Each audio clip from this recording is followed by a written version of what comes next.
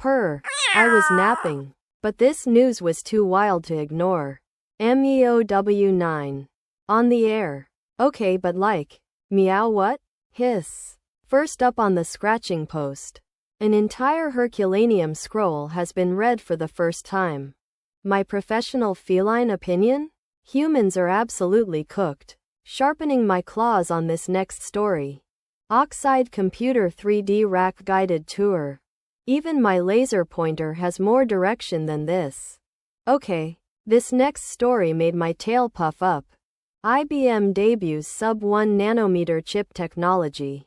I've seen better ideas in a litter box. But okay, humans. Switching pause here, because this next one is wild.